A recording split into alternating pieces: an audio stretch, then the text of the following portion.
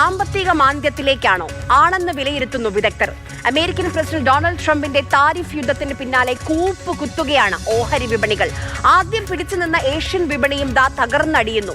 Japanese വാഹന നിർമ്മാതാക്കൾ നേരിടുന്നത് ശതകോടികളുടെ നഷ്ടമാണ്. ട്രംപിന്റെ താരിഫ് പ്രഖ്യാപനങ്ങൾക്കെതിരെ 50 സംസ്ഥാനങ്ങളിലും പ്രതിഷേധം ഉയർന്നുകൊണ്ടിരിക്കുകയാണ്. എന്തിനധികം പറയുന്നു, റിപ്പബ്ലിക്കൻ പാർട്ടി നേതാക്കൾ പോലും രംഗത്ത് വരുന്നുണ്ട് ട്രംപിനെതിരെ.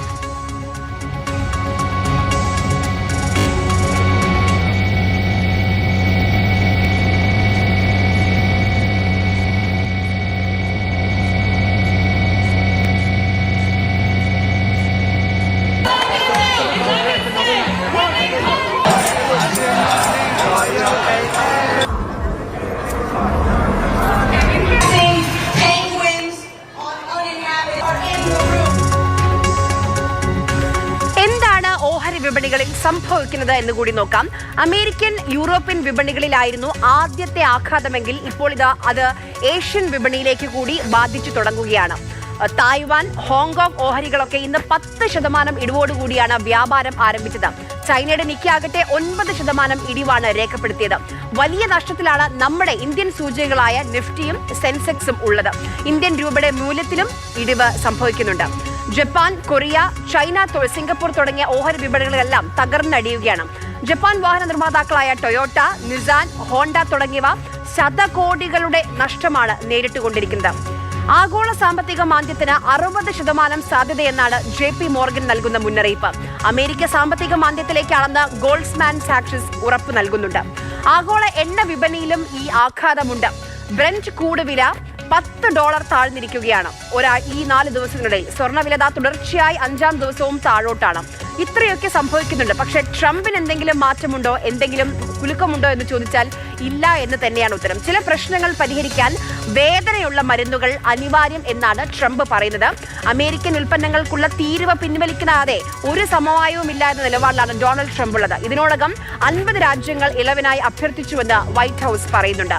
ആഘാതം നേരിടാൻ ഒന്നിച്ചു നിൽക്കാനാണ് EU രാജ്യങ്ങളുടെ തീരുമാനം. പ്രത്യേക പാക്കേജുകളൊക്കെ പ്രഖ്യാപിക്കാനാണ് ഇപ്പോൾ ഏഷ്യൻ രാജ്യങ്ങൾ ആലോചിക്കുന്നത്. എന്താണ് നമ്മുടെ ആഗോള ഓഹരി വിപണിയിൽ സംഭവിച്ചുകൊണ്ടിരിക്കുന്നത്? ലോകം നീങ്ങുന്നത് ഒരു സാമ്പത്തിക മാന്ദ്യത്തിലേക്കാണോ? നമുക്ക് വിശദമായി പറഞ്ഞു തരും N. അജിത് കുമാർ, സാമ്പത്തിക നിരീക്ഷകൻ.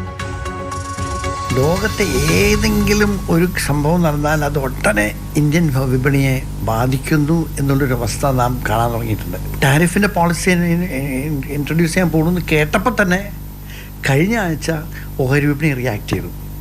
ഒരാഴ്ച നമ്മൾ എടുത്തു നോക്കിയാൽ ഏകദേശം 2050 പോയിന്റ് കഴിഞ്ഞ ഒരാഴ്ചയിൽ താഴ്ചയാണ് നമ്മൾ കണ്ടത്. പക്ഷെ നമുക്കൊരു തോന്നൽ വന്നത് ഇന്ന് 2227 പോയിന്റ് കുറഞ്ഞപ്പോഴാണ്. അത്രയൊരു കുറവ് നാം പ്രതീക്ഷിച്ചില്ല. പക്ഷെ ഇന്ത്യൻ വിപണിക്ക് നല്ല റെസിലിയൻസ് ഉണ്ട്. കറക്ഷൻ പവർ വളരെ കൂടുതലാണ്. മാത്രമല്ല 2-3 നല്ല ഇൻസിഡൻസ് നടക്കാൻ പോകുന്നുണ്ട്. RBIയുടെ പണനയ കമ്മിറ്റി, മോണിറ്ററി പോളിസി കമ്മിറ്റിയുടെ മീറ്റിംഗ് ഇന്ന് സ്റ്റാർട്ട് ചെയ്തിട്ടുണ്ട്. 9-ാം തീയതി അവർ റിപ്പോയിനെ കുറിച്ചുള്ള ഒരു വിവരമുണ്ടാവും. വിലകൾ തീർച്ചയായിട്ടും താഴോട്ട് വന്ന ഒരു അവസ്ഥയായിരുന്നു കഴിഞ്ഞ മാസം.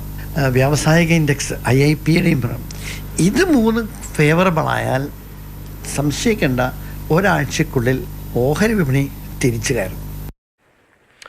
ഒരു ശുഭപ്രതീക്ഷയാണ് എന്ന് അജിത് കുമാർ പങ്കുവെക്കുന്നത്. സ്വർണ്ണ വിപണിയിൽ നമ്മുടെ ഇവിടെ ഒരുപക്ഷെ കേരളത്തിലൊക്കെ വിവാഹ സീസൺ ആരംഭിക്കാൻ പോവുകയാണ്. അപ്പോൾ സ്വർണ്ണവില ഇങ്ങനെ താഴ്ന്നത് വലിയ നല്ല കാര്യമായാണ് ഇവിടെയുള്ള വ്യാപാരികളൊക്കെ വിലയിരുത്തുന്നത്. പക്ഷെ ആഗോളതലത്തിൽ ആ രീതിയിലല്ല കാര്യങ്ങൾ.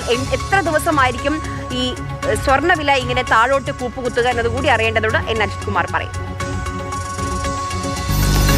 കഴിഞ്ഞ വെള്ളിയാഴ്ച ചൈന അവരുടെ ടാരിഫ് 34% തീരുമാനിച്ചപ്പോൾ അത് സ്വർണ്ണത്തെ ബാധിച്ചു. അതിൻ്റെ ഒട്ടനായ ഒരു ഇമ്പാക്റ്റ് ഉണ്ടായി മൾട്ടി കമ്മോഡിറ്റി എക്സ്ചേഞ്ചിൽ. ഒട്ടനെ ഏകദേശം 2% കുറഞ്ഞുള്ളൂ. അപ്പം നമ്മളത് അത്രയും സീരിയസ് ആയിട്ട് എടുത്തില്ല. പക്ഷെ ഇന്ന് ഓഹരി വിപണി തകർന്നപ്പോൾ അവിടെ കവർ ചെയ്യാനായിട്ട് വളരെയധികം ലാഭം കൊയ്ത ഇൻവെസ്റ്റേഴ്സ് സ്വർണം അങ്ങ് വിൽക്കാൻ തുടങ്ങി. കാരണം അവിടുത്തെ നഷ്ടം കവർ ചെയ്യാൻ വേണ്ടിയിട്ടാണ്. ഇവിടുത്തെ ലാഭം കുറച്ച് കുറഞ്ഞാലും സാരമില്ല എന്നുള്ള ഒരു അവസരത്തിൽ സ്വർണം നന്നായിട്ട് വിൽക്കാൻ തുടങ്ങി. അപ്പം എന്തുണ്ടായി എന്ന് പറഞ്ഞാൽ വീണ്ടും നമ്മളൊരു സ്വാഭാവികമായ ലെവലിലേക്ക് താഴോട്ട് വരാൻ തുടങ്ങി. എൻ്റെ പ്രഡിക്ഷൻ എന്താണെന്ന് പറഞ്ഞാൽ ഇനിയും കുറയാനാണ് സാധ്യത. ഒരു 64,000 അതാണ് കറക്റ്റ് സ്റ്റേജ്.